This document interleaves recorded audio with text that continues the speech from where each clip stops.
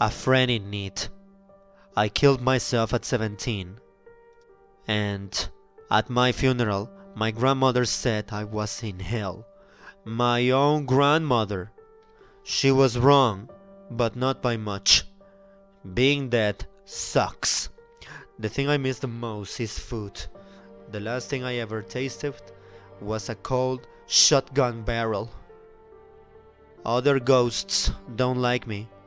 I once listened politely while some dead pizza guy bitched for about an hour that how he had been shot for $20.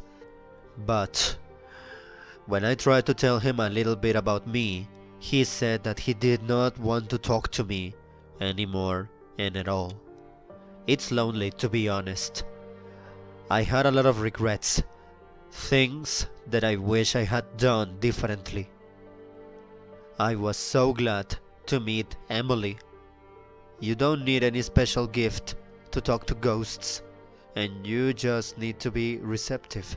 Most people aren't. Emily was. She was 16, and she reminded me of myself. Emily thought she was crazy at first, but I convinced her otherwise.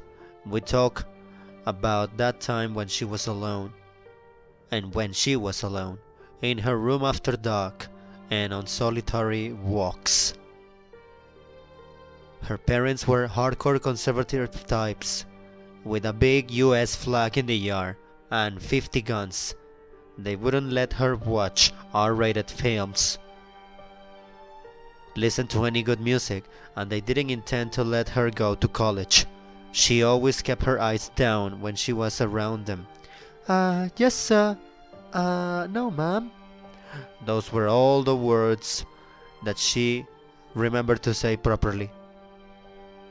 As a plus, she did not have it any better at school. She was awkward and plain, so kids were very mean to her. Guys asked her out as a joke, and girls would flick ketchup packets at her during the lunch. She told me that the only few friends that she did have, she felt like they kept her around so that they would look better in comparison. I felt for her. It was really very sad. I was all that she really had. She told me once, with this voice she couldn't see, I don't care if you're just in my head. Just please never go away. For that reason, I saw so much of myself in her that it felt like a chance for a do-over. I could help her make the right choices, keep her from making my own mistakes. I told her that she didn't have to be like me, lonely and kicked around forever. She could change things for herself. It took me a while to get through to her, for Emily to see things my way. But to be honest, I think she was just as happy as I was the day I finally convinced her to take a pistol from the gun cabinet and shoot both of her parents to death at the breakfast table. She then picked up a good knife. Next, she filled her backpacks with magazines of guns. And then I said to her, "Oh, yo, hey, let's go to school." I only managed to kill a dozen of the fuckers at my school before the cops stormed the building and I had to make my exit.